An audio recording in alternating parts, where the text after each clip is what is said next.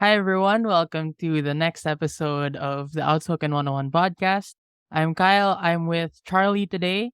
Charlie is an award winning filmmaker, and today we're going to be talking about what if we made a show or a film about debating. Hi, how are you, Charlie?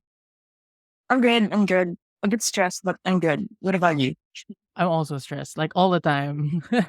What was it about, like events, if you can share what exactly is stressing you out? Oh, I'm revising the script right now, and then the script writing program crashed, so I have to rewrite two pages. Oh, there's a Yeah. like a specific program for writing scripts. Or yeah, it's more like the formatting and actually, so yeah, I always thought it was like you just type it down on like Word or Google Doc or something. like you can. It's just that it can always time, but I think most people do. But this is small because I'm really bad at figuring out words. So Also, the program is there to like help you with the formatting. yeah, basically. Is it like part of the program where you have the typewriter font? Is that just like a thing for all of it, or is it just like tradition? Oh, it's a script. Let's make it like a typewriter font. I think it's the standard. So there's this thing called just like the standard screenwriting format, and it's a courier font. I think that's what it's called. Yeah, I think like it's standard, but I'm not sure if not following it will get your script rejected or something. Because I've heard stories about it, but I don't know. So you have heard stories of this isn't the standard font. I will reject it. More this isn't the standard format in terms of like alignment, but I don't know like how font falls into place. But Oh, yeah, I see. Is there I've always wondered, is there a benefit to having like that particular format or that particular font? If you are studying the script or if you're like an actor or something, they go, wow, this font is especially pleasing to my eyes. Is there a benefit like that? maybe not the font, but in terms of alignment, I think it helps. Like it tells you where to stop sometimes. Oh, Yeah. okay. But yeah, I guess that does make sense because like the stage directions and the descriptions of what's happening have like different margins compared to the dialogue, right? Yeah, yeah. It's so conversational. We're just having a conversation right now. What kind of films do you enjoy making? Oh, I had this whole phase where I was like exploring satire. So that's how the Ronaldo thing came up. But I'm straying away from that. And recently started advocating for films that represent people with disabilities. And I felt like it's more appropriate for me to focus on like people who are visually impaired and blind as well. And that's probably something I'm more familiar with. I'm not sure if I'm in the position to explore other disabilities, so that's still something I'm getting the grasp of. Like, it's a very new advocacy to me. So I guess like my next few films will probably be exploring that. How would you portray being visually impaired on like a film? Is it will you do something with the lens that you use or like the shots that you use specifically to communicate the experience of being visually impaired in your films? I think this is where being like an independent filmmaker kind of becomes a good thing. Like, of course, like the whole lack of funding thing is a bad thing. But in terms of just having your own freedom to do what you want to do and go away from the usual mainstream standard, like nice cinematography or something, it really helps. So more point of view shots. The one that I'm working on right now is about this photographer with glaucoma. So let's say with the viewfinder of the camera, like a thing you look into, like you'd see like a black rectangle. That's somewhat parallel to tunnel vision that you would get with the Homa as well. So there's a lot of point of view shots there, which I feel like really simulates it. I guess like for other disabilities, let's say with mine, I don't really look at people directly. So I had to look up because my blind spot's in the middle. So I look up so the blind spot moves upward and I can see their face clearly because that really matters to me. But yeah, I guess that's also something that's possible. Like point of view shots, maybe the character have blurred faces or something. Oh, yeah. So yeah, it's a lot of work in terms of edit. It's super cool like the fact that you could find like a connection between what it looks like to look through a viewfinder and how it would feel like to have a disability like this. I think like it's just added layers of meaning that you can't communicate in any other medium, which is why I feel like I'm so happy that I invited you to the podcast actually. Like for the people who might be listening or watching, this is just like an idea that I had last night where I was like, hey, Charlie, do you want to talk about film in the podcast? And he graciously accepted. So I guess you can move on to that topic because we have talked about making, I don't know, like just brainstorming ideas for what a debate movie or TV series would look like. So I think like our priority here might be like to get people to understand why debate is so frustrating, but also why it's so fun. So I wanted to ask you your thoughts on how do we best communicate that through this particular medium? I guess it depends on what your purpose in making the film is. So, for example, if you're trying to communicate that debate is fun, or at least try to stray away from the stereotype where all debaters are nerdy and stuff, I'd honestly be open to exploring comedy. And I guess the first comedy show that comes to mind is probably like Big Bang Theory or something, like that style of communication within people where you can show how fun debaters are. But at the same time, if your purpose is to oh wait, before I go there. And at the same time, I feel like there's a way to make it informative comedy where it is an accurate depiction when you see that these are very normal people who can laugh at stuff, even when it's such a formal sport. But then let's say if your purpose as a filmmaker would be like to write a show that gets the audience hooked, like it's so dramatic and stuff. Maybe shows such as Suits, or you as a lawyer would know this, where like that's really not what being a lawyer is, but like you'll watch it because of how dramatic it is. I feel like you could do that in debate. Like for example, should this career judge choose between getting into a relationship with someone or let's say not getting in a relationship with them? Because then if they choose the former, then that will get them conflicted for them in the tournament or something, and they can't judge finals, stuff like that. Just like super weird depictions of debate that are exaggerated for the purpose of drama. Like I feel like that's really where you have to question your purpose. Yeah. So yeah. Actually, what you said earlier about the career judge, that got me thinking like, what if the situation was like the person that the judge hooked up with was in like a very well known relationship in the community and so like it was cheating. So the dilemma there is do they declare a conflict or not? Because if they declare a conflict, then people will know that there's something happened between them and it might make everything worse for everyone else. And that that sounds like the kind of drama that would go on in the debate community, right? Yeah, I remember I was talking to some newer debaters. Like they're adults now because they're in med school, but I talked to them about just like debate life and they were so shocked at all like the flirting that happens behind the scenes. And it was like, yeah, I don't know about this community. Like for some reason it feels like Riverdale all the time where it's just like you don't expect people to be flirty all the time. And yet it happens. But on to the point of comedy, what kind of jokes would find that balance between informing a person about what debate is, but at the same time it's funny? Because I think like Big Bang Theory, one of the like hooks there, I don't know if I'd call it a hook, but like sometimes it works, the jokes work, even if they use like very long like words and stuff and like people don't really understand it but they say it in a ways, oh, I'm smart, I can't believe you don't know this, or we're living in a different world compared to normal, quote unquote normal people. That is to say they're not scientists and that disjunct between what's her name, Kaylee Coco's character, Penny and the boys, that disjunct is where a lot of the comedy comes from. So how do you imagine comedy to work in this kind of movie or TV series, if ever? I guess it's the same, like intellectual jokes would definitely be a thing. I don't know if it's an actual thing among other debaters, but I have also encountered debaters which just have a more darker sense of humor or something. Like I don't know if that would also come into place, but mostly I think it would be like intellectual jokes.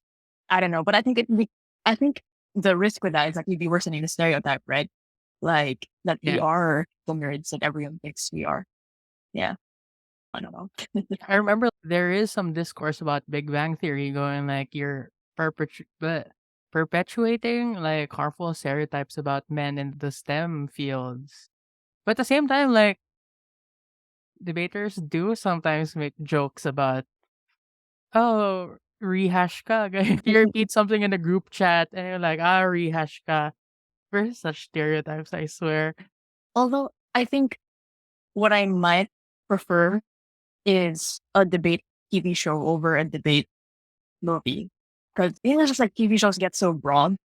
Yeah. So in terms of showing the audience that we do have lives outside of debate, I think a TV show would be good. I don't know how to write TV show episode. Like I've never tried. But like in terms of I don't know, I think the beautiful thing about the debate community is that no one's just debating, or hopefully not. Just the amount of theater kids, music kids in debate, even like basketball fans or something, like all of that comes into place. So I feel like that's why a TV show would be really interesting. So it's what you're saying is that it's like Glee, right? It's like that show Glee where I'm not just a singer, I'm also a jock. I'm Yeah. I'm also like I don't know, I'm also Asian. I'm a singer and I'm also Asian. Like that one character who their entire personality is I'm a singer, but I'm also Asian. I think I agree with you that I actually would prefer a TV show about debating where the thing about debate for me is a lot of the people in most debate societies just have very strong personalities. Like if you know someone well enough, for example, Jay. I Hi, name Jay. drop Jay. Hi Jay. For example, if you think about Jay, if you say, "Oh, I am feeling down," you know that Jay will swoop in the group chat and say, "Hi, feeling down. I am Jay." They're just like unstoppable force of dad jokes. Whereas Kyle Ortega just can't stop himself from talking about something else and tangenting to something completely irrelevant and stuff like that. Maybe it can be like a character driven comedy where it's not so much based on the intellectual part of it, but more of these people are just really weird. Like they're not necessarily smart, but they're quirky. And right? I How think would that's oh sorry. yeah, go ahead, go ahead. I think that would be an interesting plot point actually. Like how if you notice, I think the thing with Big Bang Theory is that they clearly all just have science in common and then nothing else. But then I feel like if you make a TV show of, let's say, maybe like seven friends, all part of one dev sock or something, or maybe even different dev socks, but they're just a group of seven friends, and they absolutely have nothing in common. One is in med school, one is a theater kid, and the one thing they have in common is debate. Like I think that would be interesting. But like, How would that so yeah. work? How would the character dynamics look like then? You know, how, like you're that friend that the entire group chat just goes to for not legal advice. Like, let's say even before you did your oath taking and stuff, like we just ask you random law question. So yeah, I feel like that would be a thing. Or let's say maybe in my perspective, I feel like I'm just like a low key tennis fan. But then sometimes there will be, let's say, a tennis issue that will probably appear an impulse slide because it's relevant enough and big enough to be emotion. And I probably reach out to Jay for it, who is like the go-to sports person, but also just understands the big aspect of it. So I feel like it's that thing. In the same way how Morkins will probably tackle like the most random of topics, such as like Kim Kardashian or something. Yeah. Or WWE. So would it be like every episode is like a different debate round or something like that? Hopefully not. Well, I feel like there would be some issues here and there though. I don't know, like maybe some doom posting in some debate union, or maybe there was like some council meeting in the Netflix for issue that comes up. Yeah. And especially if these people come from different, let's say if they were to come from different institutions or maybe like raised in different circuits, maybe they'll have different issues on it. And then you see these people debating outside of these debate grounds and how opposing opinions will affect the relationship, all of that. Or maybe how there might be some relationships where they have this strict rule not to talk about debate. Oh yeah, actually now think about it. When you have multiple characters, that may be like a really interesting thing to explore. How there could be this couple of characters who bonds to debate, and then there's this like couple who like has a strict rule not to ever talk about debate, like stuff like that.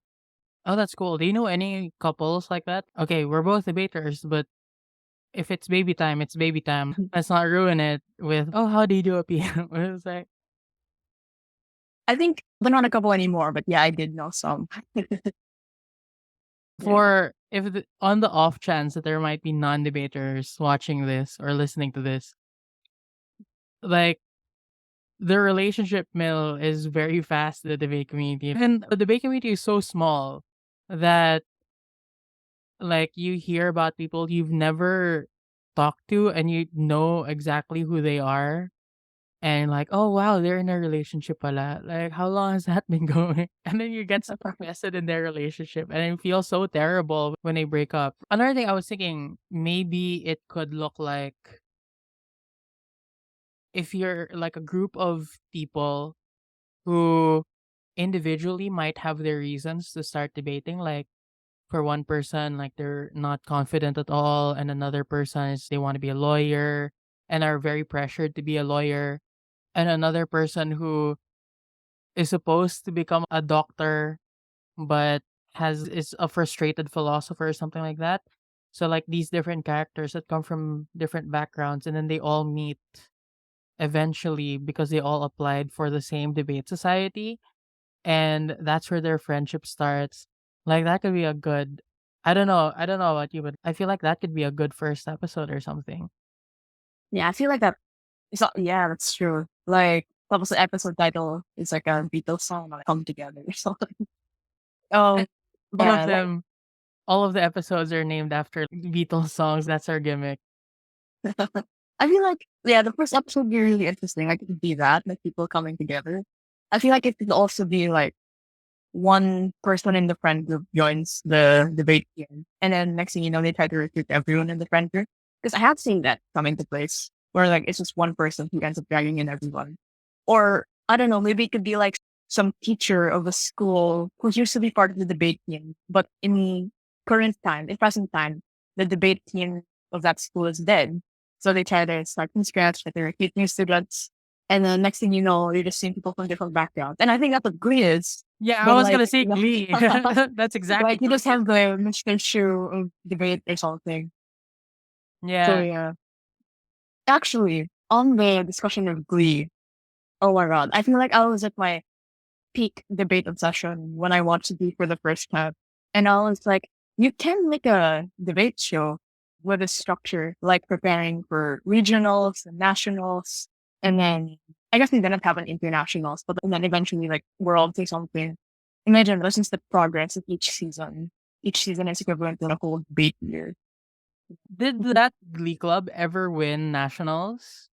Yeah, and they ended up winning nationals, I think, in like season four. It was the one where I think they performed Valerie and then Time of Your Life. So it was like Santana, Queer, and then Sam. But what I totally disagree with is that they still continued the show after they won, right? I I think they ended up remember graduating. Yeah. I remember I fell off after season 1, but dipped my toes back in when Jake Zyrus was there because Pinoy pride. But it's so funny to me that like you probably when you were at your peak in debating, Glee had already finished though, right? Yeah, it was actually quite sad. I remember we were training for idea grants in in grade 11 or something. So like start of COVID, I was in grade 11. Ali, my partner, was like grade 12 or something. And then we're preparing for idea grants. And then I was like obsessed with Glee, had this huge crush on Naya Rivera. And then this Rappler article goes out saying that Naya Rivera is missing. So Oh she yeah. wasn't declared dead yet, but then it goes out that she's missing. And then I was like, no, it can't be, blah, blah. But then it said she started going missing in like a lake or something. And I was like, it can't be. And then the news comes out that she's declared dead. And then I think I even told MC at the time, like MC contingent for grants. I was like, I don't think I can make it through that training because I feel absolutely terrible. I'm mourning. And then I close my phone. Next thing I know, I get a bunch of condolences messages. And then Ali asked me if he passed away. I was like, oh my god, I didn't clarify it, but I'm just super sad about this whole Naya Rivera thing. And then everyone's just like, Jesus Christ, we felt like someone in your family. And then, yeah, all of that happened. But yeah, like it really was happening peak debate, especially. Yeah. And I don't know. Like I feel like I really stand by the fact that I think they should have ended the show as soon as they won. Yeah, because I remember, like I said earlier, I fell off after season one, but every now and then I'd see like the TV is turned on and someone's passively watching Glee, or like I see it on Twitter, and then they're just like at an apartment somewhere like in New York or something, and Yeah. of who Leo Michelle was in it, and that's the only person I remember who was in it. The reason why I'm so amused by it is when I started debating, that's when Glee got big as well. So I'm not sure if it's just like a constant for like older debaters. They're just like, yeah, Glee, Glee, it's Glee. I think while it was on Netflix, it was definitely a concept for people to rewatch. And then they removed it off of Netflix. I tried rewatching it recently because it's on Disney Plus. But I don't know. I just don't think I know enough people with Disney Plus to rewatch it. But yeah, I don't know. I feel like it's the type of thing that people just go back to when they're bored. Yeah. Oh yeah. For me, that's How I Met Your Mother, even though like it's quite problematic, like homophobic and sometimes transphobic. Although I think Friends is a bit more, actually a lot more transphobic compared to How I Met Your Mother. It's my problematic fave. But then again, I feel like Glee is also a problematic fave, Yeah. considering they didn't ask Jake Cyrus to come back because they were trans. And I'm just like behind the scenes, it was quite toxic apparently. So like debaters, like we have our problematic faves, we can rationalize that. Actually, that might be a plot point in the show we're making. I'm just saying we're making it already. I don't know, problematic faves. Pro With wrestling. I think that's mine. what was yours? Pro wrestling. Like is the amount like it sure isn't even how they treat women, how they treat black wrestlers. Like yeah. Yeah, Yeah, we but had a whole episode on it, right? yeah, we did. From the other podcast, debatable. What I would say though about, since you said like Disney Plus, you don't know enough people with Disney Plus. Maybe we can watch it together because I do have Disney Plus. Yeah. I can actually start watching this, but like right after we finish recording this episode. But yeah, I think that we kind of know that like the ideal way to go about it is probably like a TV show that is probably more of a comedy than anything else. When we were making some TikToks for Outspoken, we tried to make it like The Office, where we had like talking heads and stuff, like a mockumentary style type thing, where we play characters are basically just exaggerated versions of ourselves. Kyle keeps reading. Bolo is a capitalist. That's his character. He's just a capitalist. Yeah, my question is, how do you avoid, I don't know, the term is like flanderizing characters? Because there are some, like, building off of the idea earlier where we play on very strong personalities in debaters. How do we avoid like essentializing them too much or making them a bit one dimensional? Like adding more depth, you know? Yeah. I feel like we can go back to some of the things you already mentioned. I guess some of the stuff you said is why are they a debater in the very first place? Maybe some people are doing it because they've been indoctrinated into it by, I don't know, older family members. That's gonna be Also, my kid. They're gonna be like, oh, I'm gonna debate because I want to be like my parents, stuff like that. I think that might, people often ask me, that's the case for me. It wasn't. I feel if I told them that though, they might believe it. So that can might be a plot point. What it was for me though, like just personally, was that I ended up staying in debate because I wasn't sure what else I was good at. And again, even I'm not the best debater, but I'm fairly decent at it. And I feel like that's just even my struggle exploring other fields and maybe even another plot point. Like I think if debate was a course or like maybe there was like a clear future for the debate job market or something, especially in the Philippines, then maybe that's something that I would consider taking further studies on.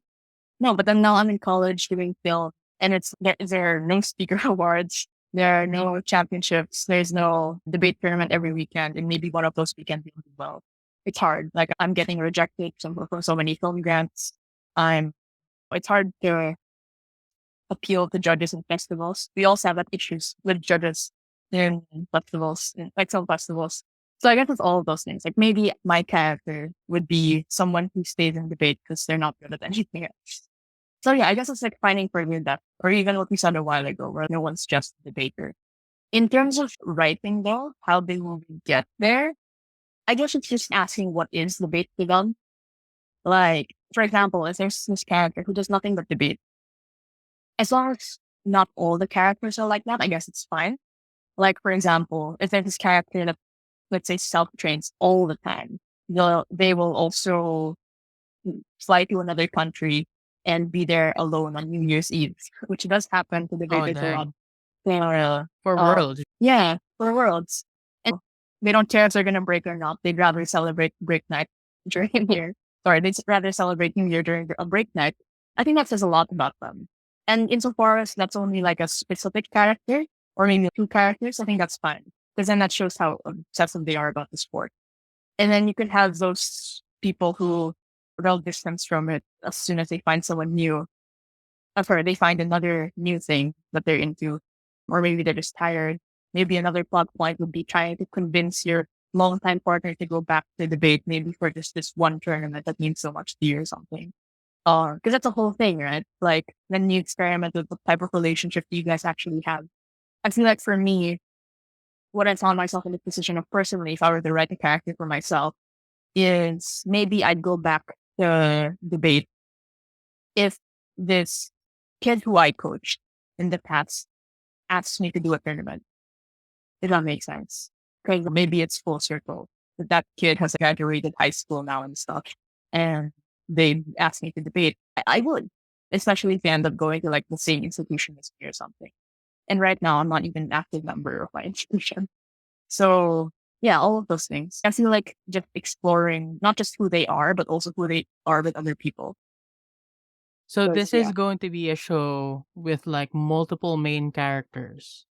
Like the show we're envisioning has like multiple main characters. I struggle to think of like all of these different experiences coalescing into even two characters. I think it's much too much for one character, but I still think it's too much for two characters, right? yeah, How would you make that work? Yeah, in season one. Okay, so episode one, right? Like they they all find themselves applying for the same debate organization. How would we like end that episode? okay. It's I think the first friend who joins the debate team and influences the rest. That will be like your main character. But it'll be at the risk of what happens with most TV shows where people's favorite characters are never the main character.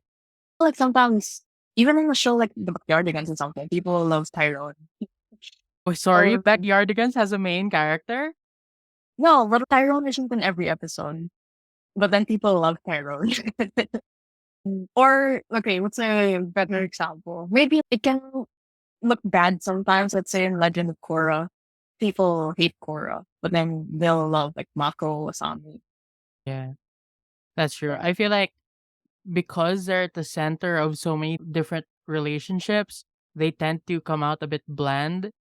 What is your and that's the reason why many people don't like Superman that much either, even though I love Superman. Superman's my favorite like DC Interesting. superhero. Yeah, something about me, Charlie, is like my favorite superhero from DC is Superman, and my favorite superhero from Marvel is Spider-Man. And it's like informs a lot about me where I'm just like, let's do the nice thing, even if it's difficult. And hopefully, because these characters inspire me a lot. Like in one of my favorite Spider-Man stories, Maximum Carnage, it's so campy, but like one of the villains there, Shriek, creates like a ray gun where the rays being shot are bad vibes. Seriously, like bad vibes. And like they make people mean and stuff. And there was a mob that was happening full of like citizens, and even Captain America got infested by the bad vibes and started beating up civilians. But Spider Man was the only one who was like, I have bad vibes too, but we gotta chill. And I love the idea of everything bad that could happen to Peter Parker does happen to Peter Parker, but he still decides to be good. I just love the idea of that character. It's so hard to be good, but it's still worth it because you have a responsibility to always be good to other people. Sorry. That's In true. true Kyle fashion, like I went way off the other path, like instead of being relevant to the conversation. But yeah, so we have one sort of focal character who enters the application process first. Do they meet someone else who isn't part of their original friend group when they start applying? Or is the whole plot of the first few episodes just let's get different people from my original friend group, ako, from the focal characters friend group into debating? So it's just every 2 episodes they're trying to recruit someone else, and like more and more members of that friend group were like, "What's going on with debate, man? What's happening?" I feel like maybe the first part of the first season could be them trying to convince people within their friend group. But then, ah, so let's say those people, the only thing that is stopping them from getting in is convincing them. But then, since like once all those people have been convinced and they're part of the friend, they're like the people in power, so there's no one else in the debate club or something. And then this person who isn't part of that friend group wants to join. They have to go through this whole tryout process against like people who have debated in the past or something, or like in generally this friend group who have probably trained already. Like maybe that's it. There's only this one person in season one at least that has to go through this tryout process while everyone else is convinced. I think it's like how Leia Michelle treated Jake Zyrus' character in Glee, but just a bunch of Leia Michelles. Everyone's a Leo um, Michelle. Like, it's yeah, toxic. It's toxic all around. yeah, basically. So I feel like that's one thing to explore. And I don't know, I guess like maybe season two, season three, like you get more people into it. Basically Glee.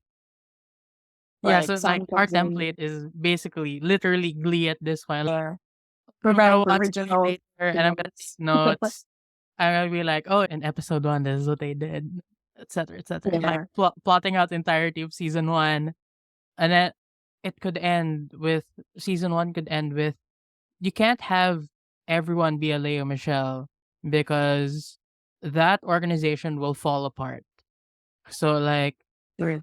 at some point, like towards the end of the season, they do fall apart, and it's up to the kid who is the next person to try out to bring everyone back together or something like that. And then they do a don't stop believing. I don't know. It's interesting though. I feel like you will need a lot of characters outside of this main seven, or like this main five, how many they are. Like, and already having a cast full of five people and having them stay throughout the show will be very difficult. But then I feel like just because of how close knit debaters are with other debaters who aren't from the institution, will there be stories about that? Or, oh, I I feel like what we can, oh, sorry, go ahead. what I was going to say is they can be like supporting recurring characters where we do have that in debate societies where, oh, it's a rare member. They don't often show up because their course is engineering or something. Or they're a business major and business majors usually take night classes so they can't have the free time to train or something. But then they're really good. They're the weird mentor character to some of them, maybe. I don't know. What were you going to say? I feel like there are two questions in my head though. First, high school or college, they suck. And second is what time period. So for example, I feel like in the sort could be in like an older time period, you probably had like it wouldn't be that normal to be so close with other institutions, right? Oh yeah. Where let's say in more present time, you're probably just gonna have so many recurring characters going, oh hey, let's hang out with this insti or let's do this cross training. And next thing those cross trainings will have team dinners afterwards with the other team, all of those stuff. Your first question is super important because sometimes I think about this dream TV show where they're in college. So that way they have like many different things going on with their academic lives. And also that you have more free I feel like if you're in college, you have more freedom to have team dinners or drink afterwards.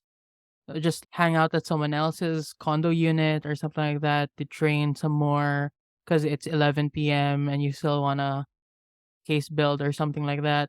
But at the same time, I like the idea of having high schooler characters because they're less mature. Generally, they're less mature. And I just feel like the struggle that they have of trying to find themselves Yeah. is super compelling to me. Like the idea of they're supposed to be preparing for this future ahead of them, like college and beyond, and they're supposed to have things figured out, but they can't even figure out like how they feel about one another. Like we can have characters that probably don't know yet how to, I don't know, how to distinguish between platonic and romantic. And so part of the drama might be like they're overreading into things and it might make them like dicky, like bad, creepy sometimes, but understandable from their point of view. Or it paralyzes them and they can't do much.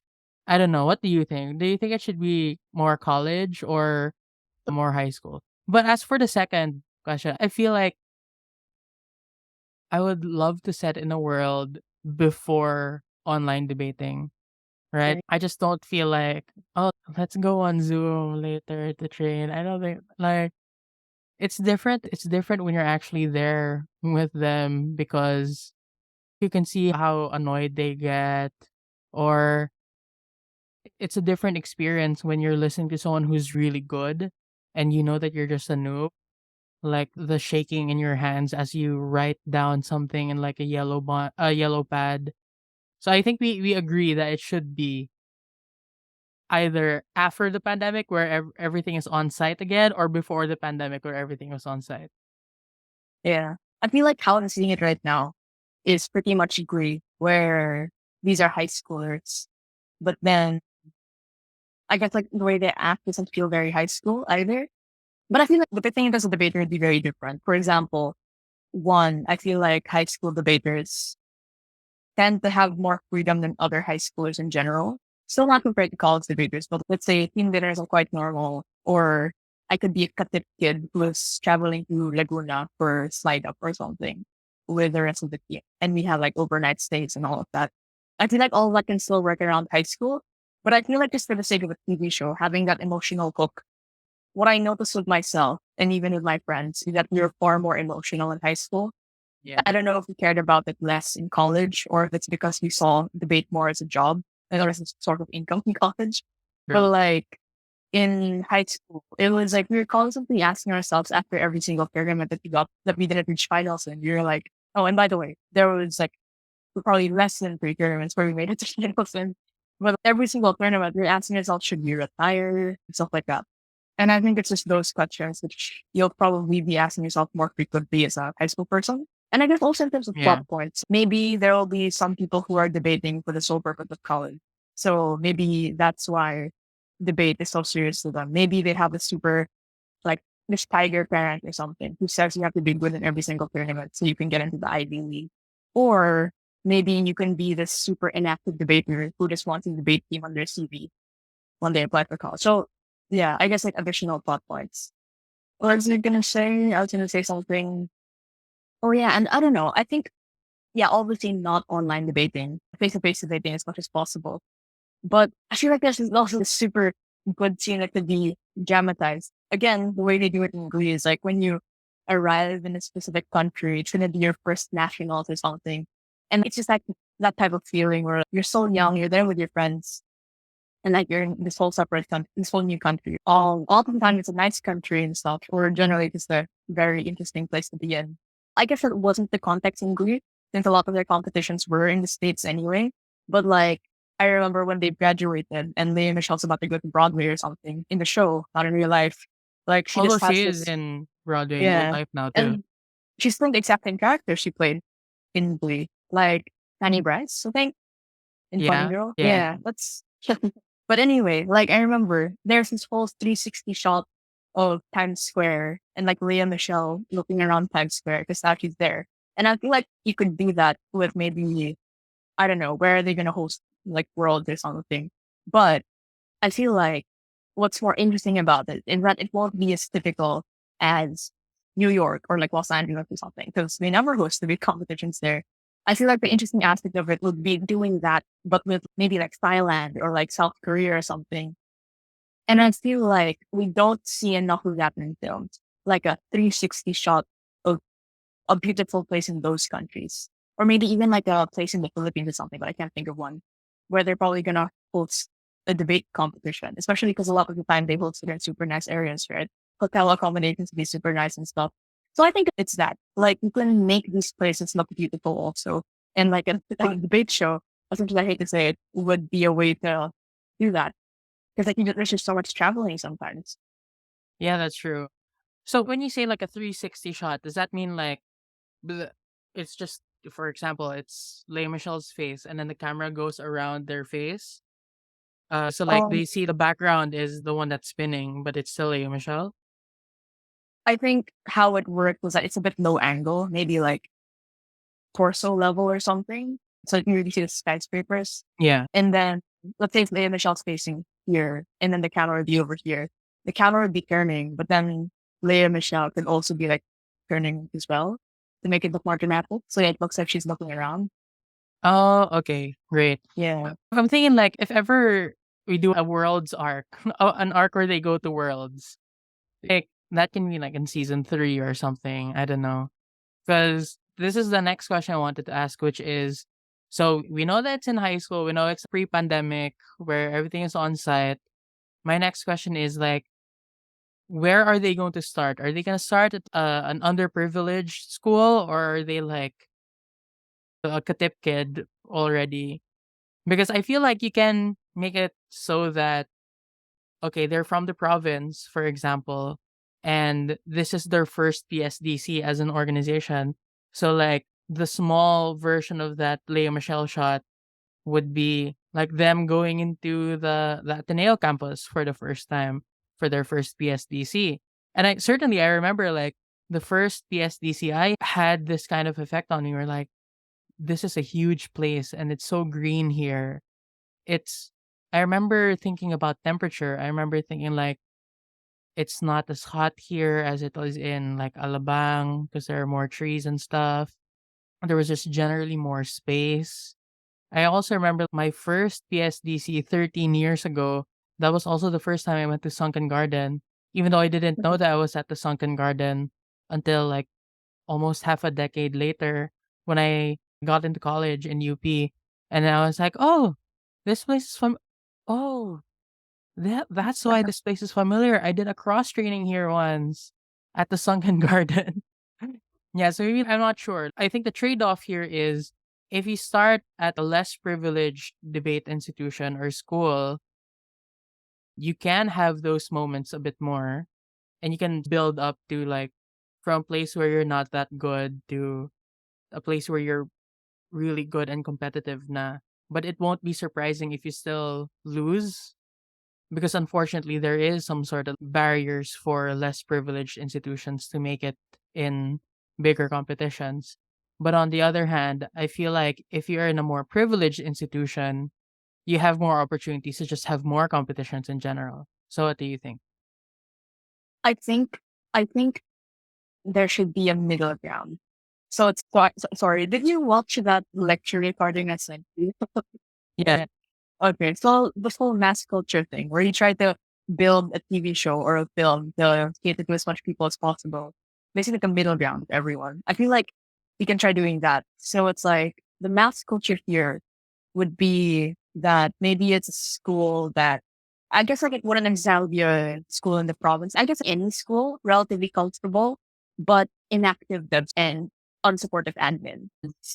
If that's the case, I think it's relatable to wherever you are, whether that be like a public school in the province or like a private school in the city. Yeah.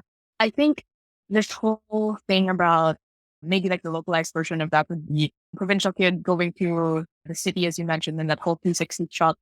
I think the risk would be one, one, I'm not sure if the city is nicer. That's uh, that's actually maybe the very true. campus. Yeah, maybe the campus. But two, I think like in terms of storytelling wise, I'm not sure if that's it. without stepping underground. What's the word for it? But like it's making Manila look so good, Oh or it yeah, looks so Manila special. imperialism. Yeah, there, Imperial Manila. Yeah, So yeah, I think that's my worry. But now that I think about it, I don't think it's any better when people do that in New York and stuff. So I think that's why I'd want to do it with other countries, like maybe other Asian countries or something. yeah, that's true. Yeah. What one of the like factors that motivated me to do that, and now I realize you can have the same thing in another place that's not necessarily not that underprivileged, maybe just like the middle ground, is I wanted to have a couple of episodes where they decided they wanted to join a tournament, but they didn't have the funds for it. So either they're trying to get funds or they're trying to convince people to fund them. And I feel like that Oh, is a very real thing that like many debate societies have to undergo. Just the other I paid for someone's transportation costs to go to a tournament that they really wanted to be in. So I was thinking like maybe there could be an arc like that where most of the parents expect the school to shell out, but the school doesn't want to shell out. So they have to convince their parents who aren't super supportive about spending so much money on what you said, an activity that doesn't have clear employment opportunities afterwards. So yeah. I think that, but where can we inject comedy into that though? I Maybe just thought of something actually. go ahead, Sorry. go.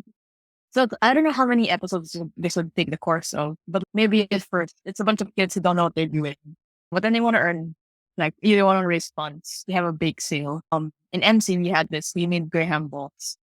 I think it was like at the time 7 pesos to make it, but then we would sell them for 20 pesos each or something. So Yeah. that's like easy money. But that's why I'll never eat a Graham ball ever again. It was just scarring because I did that for 4 years. But anyway, it You makes go, you see a money. Graham ball and you're like, 20 pesos? This Yeah. is a scam. Like that. Yeah. So let's say the reason they're earning money, they're trying to raise money is because they want to get the coach. So they're going through all of this like hard work to earn money through making gear handballs. They sell it. They're able to hire a coach who is older than them, has experience. And then this coach is like training them. And then, but then eventually they realize they lack funds. And maybe they built a close enough connection with this coach, which I feel like is another debate dynamic that's introduced here. If you Yeah. can get so close to your coach. Yeah. And then they're telling this coach this issue where they're like, here's the thing, we don't have enough funds. So we're not sure if we can keep inviting you as a coach. So it's a whole other issue if this character decides to keep going even without the pay or even a delayed pay. But then this character goes like, why don't you guys go to the debate tournament for fundraising? And then they go, what? We can do that. They're the someone else. We're so new. We don't know anything, blah, blah, blah. And then he goes, yeah, I'll help you guys. I can convene it. And then, yeah, like basically this experienced guy guides them throughout that process. So I don't know. I feel like that can be one thing. Like them raising funds through great handballs. Oh, sorry, a bake sale. And then eventually when they lose money, they admit it to the coach who they've built a relationship with. And then this coach helps them figure out how other dev stocks would have handled it. In this case, hosting a tournament for funds. Yeah, and then So, maybe a wrench that you can throw there is they're high schoolers are not really used to like asking things from older people like authority figures. So they struggled hard to make it on their own and like at some breaking point, I don't know what it would be like, but maybe one of the characters had very intense tensions with their parents or something like that because they're spending so much time and energy and effort into gathering funds and failing at it that the rest of the debate society decides like, oh, this is too much. We should ask for help. And I feel like that's a very realistic and relatable like experience, right? Like just the idea of how like I'm supposed to be paying you, right? I'm supposed to be paying the coach. Why am I asking the coach to help me raise money to pay the coach? yeah. Another thing I was thinking of would be like, what if they're okay, what if they raised a lot of money to hire a coach and that coach was just completely unreliable? Because that also does happen. And I like the idea of just like being mean to the characters. Like nothing is going their way. So maybe I don't know if you think it's a good idea, but there are definitely some high school debate societies, at least during my time, where they work so hard to get like a coach, but the coach is unreliable, like 3 hours late to a 2 hour training session, stuff like that. I And think oh, sorry. yeah, go ahead. Oh, I think for us back then, the issue we were encountering wasn't necessarily and just in terms of being reliable. It wasn't necessarily in terms of if you were punctual, but it was more of like how dedicated you were to it. So for example, I was always so jealous of people who were so close to their coaches because like they had coaches who would come back to them on a weekly basis and then maybe they would be willing to coach them even without payment. I've heard stories about that. And that relationship would last for like years or something. Or let's say, even if it was with payment, there would be coaches who would be really busy, but then they would still keep coaching until the kids that they coached since freshman year would graduate high school. Like I've heard of stories of coaches like that. And I feel like that's something that I didn't necessarily experience. So for us, it was like we would pay them like a pretty good amount I think, like 3K per hour or something, or like per session. And then because these people don't really know us, Yeah. like we just hired them basically. They're not our alum. We're also in, and then I guess for this school, like this school in the show, they'd also be a new them and their alum's probably super old by now. Yeah, like that might be something that they encounter. They have a super good coach, but then this coach feels no connection to them. But of course, if this is the case, and this coach wouldn't be able to, like this coach probably wouldn't help them organize the tournament and help them see that whole great handball thing. Yeah. Maybe it can be like, okay, in season one, they form the Debsoc and then they join like a tournament for newbies and they find out that they suck. And one of their judges asks them if they have a coach. And then the coach says, sorry, the judge says, I can coach you, but it's like 1,000 a session or something like that. So that's when they do the bake sale stuff because they really want to grow as debaters. And then it becomes untenable eventually. And so, like, maybe this coach was just so unreliable, they completely ghosted or something like that. And so now they have no money, not even for like tournaments. And that's when I don't know, how do we introduce like this next coach, the kinder one? If that's where the story is at, how do we introduce like the good mentor? So I think what I really like about judging is like you'll encounter a lot of debaters from a lot of debaters you never heard of, Yeah. but then they have this random potential. Okay, I want to name drop another debatable person. So there's Nico Bombeo. Yeah. Oh, yeah, like I remember I had judged him like thrice. Maybe the first time was like Padayo and Open, also the first tournament I judged. Mina was actually there. Oh, this Oh, name dropping should go. everyone Um, is debatable. Just Kyle, Nina, yeah, Miko, Thea, famous next. Jay. But yeah, I remember dating Megan. And I was like, I don't know who this guy is, but he's like really good. I think I gave him like a 78 or something. To be fair, I probably should have given him higher. Sorry. But like, Sorry. um, Like, how long ago was that though? 2020. So my ego is probably really high. 2020. Oh, so that's a 78. But yeah, I think it's just maybe this coach will, and this judge will be like, you guys don't have a coach? Or you guys are new? You've only been debating for 2 months or something? And you go, oh, wow, maybe I can coach you guys. And I guess this guy who just wants to give back to the community. So I don't know if this guy will be like quite old, not, maybe he's like judging every now and then, but he's not competitively judging, not competitively debating either. So a lot of his time he's invested on this team. I think that makes sense, actually. And yeah, maybe, but then I think this is under the condition that the kids are nice kids that are worth investing time into. So the whole drama plot that we had mentioned probably won't, yeah, like probably won't be the case. So I guess we push through with comedy. Yeah. I was thinking like maybe for that episode, maybe we can start with this coach figure where like I don't know, like they were asked to debate for this particular tournament, but they're old, they're not confident in their skills anymore, they're out of the meta and stuff like that. They debated in college, but not like they wish that they had debated in high school. Unfortunately, their high school wasn't like didn't have a debate society back then.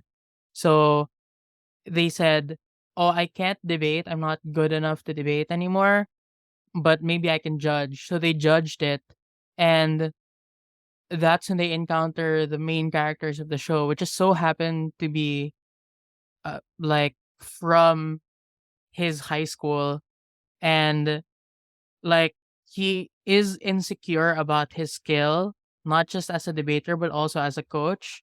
But that's when he thinks, I need to give back to this like community. I need to like contribute to their development as kids. And maybe that's what that episode could be about. I'm not sure if it would work because like you're shifting the focus very drastically from like the kids to this random adult. But maybe we can sell it. I don't, because they do it in Ted Lasso, right? Every now and then the episode begins with a side character that didn't get much screen time in the past. Oh yeah, true.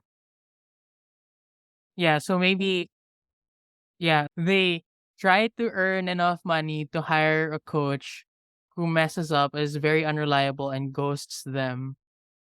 And they scrambled again for more money.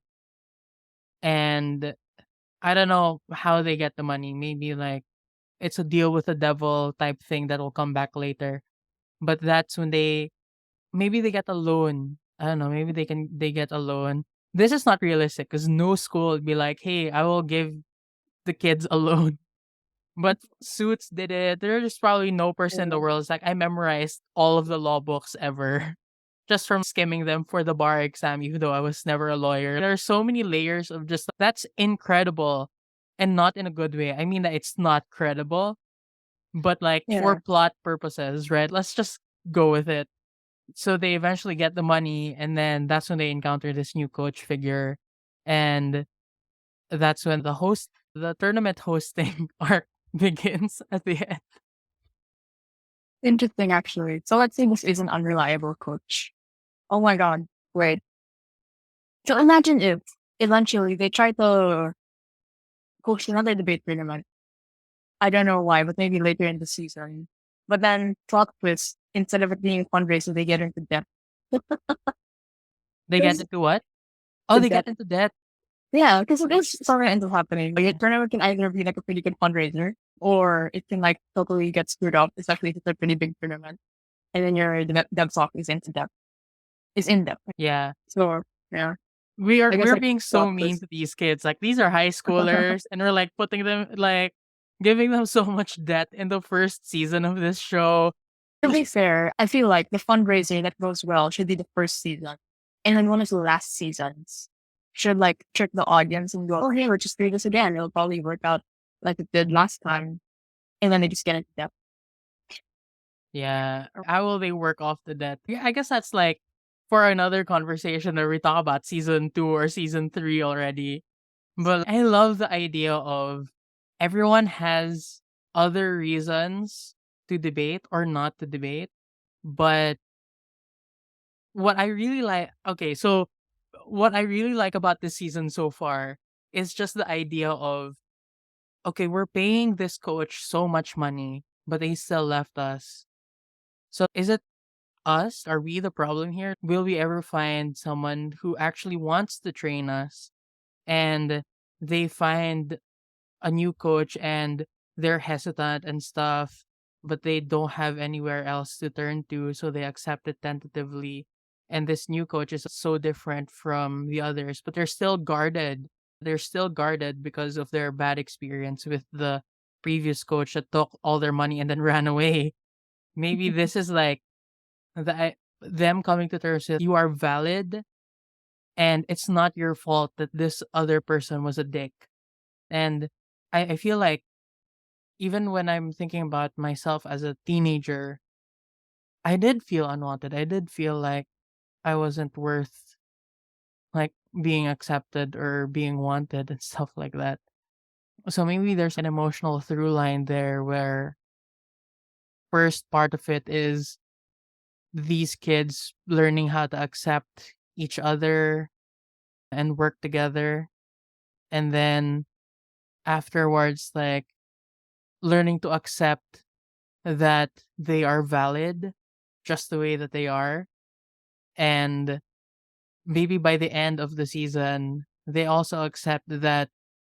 How do you want the season to end, by the way? So, are we going to end the season with a successful tournament hosting, or is that just an arc that we have and then they go into nationals and they might win or lose nationals? How do you want to end the season? Oh, this is the first season, right? I think the goal should be to break in national so that by season 2 or 3 or something, depending how long this goes, you see the progress. So first, their goal should be to break in nationals and then to make it to national finals in the next season and then to win nationals. Like obviously they don't explicitly recognize the timeline, but I can see their growth through that. Like the bar just get higher and higher. And I feel like that's something that I really noticed. Like for example, for me, like I was in NC and again, we were like really inactive. Maybe like our team A and team B were active. So the standard team NC goal was just to break in PSDC or like in any tournament. And by that, we'd be happy. Meanwhile, I'd see like my brother's NC who was like, which is like always active and still one of the most active NCs today, who would like, their goal would be to win nationals. And every team, every year they have like a team in nationals and stuff. So I feel like maybe this group of people slowly reaching the top of the ladder. And that's what the new directions go through in here. Like I remember Back to Glee. That's yeah, those just like amazing. exactly believe. They're really just a line that don't stop believing performance. If you rewatch it years later, the very first performance looks pretty bad. And then next thing you know, they're like up on par with their rivals or something. Like vocal adrenaline certainly their rival. But in the very first episode, they were watching vocal adrenaline and you're like, oh my god, that's what show choir is. So yeah. Yeah. Like I feel like that's something that could happen. Maybe like maybe later on in the series, because what happens is at first you just want to break, but then once you start breaking, you start wanting things to go higher and higher, and it doesn't always go your way. Perhaps like you've tried over and over again, but you can't make it past octo finals, and you are thinking of quitting. So, for example, like your character, sorry, because earlier you said it was your character. Like maybe your character, like at some point finally find something else that they're good at and that they enjoy. It can be filmmaking as well. I don't know, maybe it can be filmmaking if you really wanna keep it at your character. So now they're thinking of should I retire? Like it's been how long and I'm still just in octo finals. Like I'm just gonna be unhappy here. So while they're pondering that, maybe they can someone sends them or maybe their parents sees how badly they're taking this decision or like how much they're struggling. And so the parent sends this character a video of them in their first speech where they sucked so bad. And then this character like smiles and starts breaking down and crying. And then they decide to do one last thing, one last tournament. And it's not because they want to win anymore. They're doing it for themselves, where they want to remember like why they were debating in the first place. And oh, maybe that's how we can end the show, like the entire show, like them reaching the final, and then the show ends, and no one knows if they actually won the final or not. But they're happy because they got to reconnect with that, like that initial spark. And I think the message that we'd end up sending is take from this journey what you can. Even if you don't win, it's still something that can be very like important to your life or something like that. I don't know. What do you think about that ending? Is it too much of a downer or a cliffhanger of an ending for a whole series? So I think the cliffhanger might work, but I feel like you should show how the run goes. So it will be a bit experimental. So I think, would you be open to showing full speeches? Maybe not 7 minutes per speaker, but like maybe 3 minutes per speaker or something. And that's Or more throughout the whole TV show. Yeah. And then by the cliffhanger of it is that you put the audience in the position of the judge. Next thing, by the end of the show, like the audience is just debating on who should have won. oh yeah, so it's an Yeah. actually tight debate, right? So Yeah. what you take from it is also how you saw the debate. Oh, and by then, because they're gonna be like big fans and they're like, oh, I know things about debate now. I can actually judge a debate round just from watching this show. Like, oh, I think that they weren't able to weigh enough. They weren't able to mechanize their arguments enough.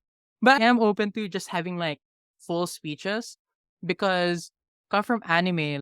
There's this show called Rakugo where it's about like Japanese storytelling where they just sit on a pillow and then they tell a story and then that's it. Like for 5 to 10 minutes, it's just like the camera is fixed on them and then the story is communicated by the through the way that they speak, the way that they tell the story, like their mannerisms when they like small flicks of their wrist when they like do the fan or whatever or when they're playing different characters within the story. So I think it works because like that's one of the best anime I've ever watched in my life. And it's just like people sitting on a pillow. So I definitely think that it could work, but we might have to sacrifice realism a little bit because in reality, I'm so sorry. Watching some debate speeches at a very high level is not very pleasant to watch or listen to as a new like person, as someone who like just started watching debate related media. Like if you're an initiate and then you watch Worlds or I don't know, maybe Yeah. not Worlds, maybe like NDC finals and everyone's speaking so fast, it's not pleasant to listen to. So you might have to sacrifice realism a little bit. Although this would be the last episode, right? Yeah. So I feel like it can still work if make the audience adapt to debating. If that makes sense. Yeah, like Like introduce slowly. something flexible. Yeah. Especially because then they'll also show how much these characters are developing. That's Yeah. true. So by the end, they're like, this can be like an actual debate speech now, and the audience will still I can track what's happening in the round because I Yeah. watched how many seasons of this? I watched 4 seasons of this, and I get it.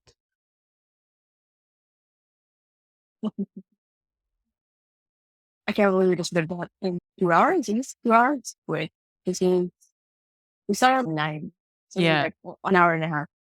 we Yeah, planned like out the entire first season, and then we skipped ahead a few seasons to the end of the show, so we know how it's going to start and we know how it's going to end. But I feel like the part that we're missing is what happens to the friend group. oh, cool. I don't think they'll be complete by now. Also, some people will leave. Yeah. Is it going to be like, oh, of course, like some parts of it will be heartbreaking, some parts will be like, how are you going to deal with this? Some people are going to graduate, or people will just like retire.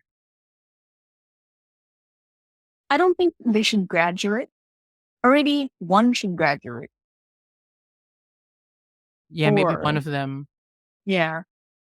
I don't know. I feel like there has to be so many seasons because they're gonna graduate. But I feel like we should gradually. I'm open to only having two people left from the original batch. Because Oh, then and that will make them like winning so partners. dramatic. Yeah. Oh, okay. Yeah, that makes sense. Or maybe, or to add to the stakes, maybe like one of them, they didn't retire, but tensions happened, and then they switched schools. Tapos yun yung Interesting. makakalaban nila dun sa finals by the end. And like we have to make this character like super lovable anyway, so that you also root like some people will probably root for them as well. I'm thinking about Haikyuu, where even the opponent volleyball teams, the opposing volleyball teams, have a lot of development to them as well. And eventually, like you get to root for them more, and you're like, oh man, I wish this cat themed volleyball team wins this match. because they honestly deserve it because they're so hardworking and stuff like that. And that's super realistic in the debate context as well, because there are some institutions that I root for all the time, even though I'm not part of this institution. Like, I was telling you like a few months ago, or was that just last month, where I was so happy about Ateneo and just me trying to support them, even though like by paying for a paid observer slot and then forgetting the and not going. I just like that. I feel like that's something that could happen. Let's communicate to the audience that you can root for multiple people at the same time, multiple institutions at the same time. Because everyone in this community is a real person. And they're not just nerds, they're dumbasses also. Yeah. Oh man, I actually really want to make this, Charlie. Go for it. Go for it. I really want to make this. Yeah, I think we can end the episode here. I had so much fun just like brainstorming with you about this. It's one of I don't know because I watched Candy Jar. You watched Candy Jar, right? Yeah. It was not good. Like Yeah. even It was even the kind of insulting. debating, it was insulting. Yeah. I always thought it was just like, oh, it's a different format, right? It's probably policy debate. But even at the end, where they were supposed to be like, this is our best speech. And I think what they were going for was I was all like we were always obsessed with evidence and facts and speaking really fast. And at the end, they realized that there's more to it than that. So they start speaking more emotionally. They start talking about like their struggles in their speech. And I'm just like, this is a bad speech. This is actually a bad speech that you're giving in finals. And it's not real.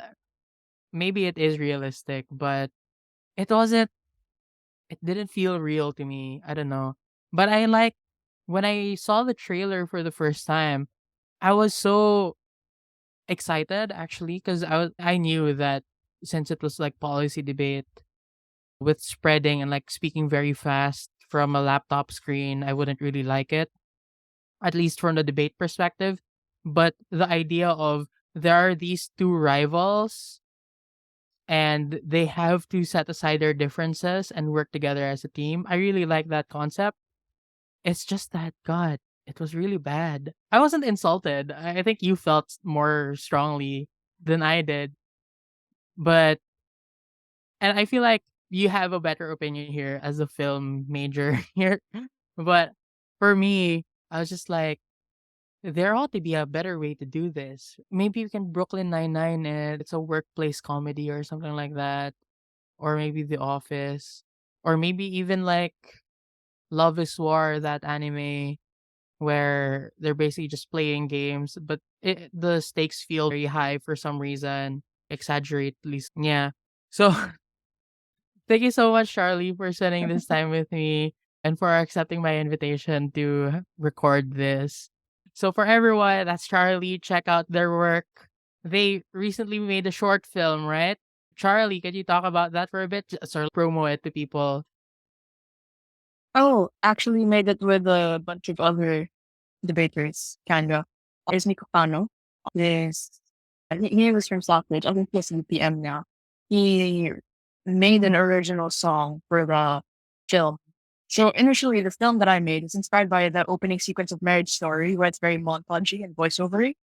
And the what I wrote, that I just wanted so many titles. But then when I heard the song that Nico wrote, I decided to just give it the same title as the song. And eventually, how we marketed it was this song has its own short film, like All Too Well. Yeah. And yeah, because like it was, I thought it was a really good song, and I really believed in the song. And he also asked me what messaging I wanted to give in the film, which is you wanted to make it look like you want to make it look like a cliche love story. But then when you listen to the voiceover that they're saying, you realize that there are like so many miserable and like red flag stuff hidden in there. And like also what he tries doing in the song, where it sounds like a traditional love song, but then you listen to the lyric and it's pretty sad. So Love Again, which is the title of the film and the song, is now out on Spotify. And I'm pretty sure it's out on other streaming platforms, but you should probably listen to it on Spotify. I don't think it's a good song. I'm not just doing this out of marketing. I've probably listened to it like almost 100 times by now or something. And I'm so happy that it's out. You can also check it out on Nico's YouTube channel, which is Call Me with an I. He published the film there. Yeah, that's all. Yeah. So when I publish this episode, I'm gonna put like links to the short film and also the song in the description. Yeah. Thank you so much. Thank you for promoting your work. I guess like I also want to promote like the Outspoken tournament because phase two is ongoing and probably I'll try to upload this episode by tomorrow just so that like phase two is still ongoing. But like don't miss your chance to register for that. We still accept like new registrants even though it's phase two. I hope I see you there. And I also hope that you tune into the next episode. Bye. Bye.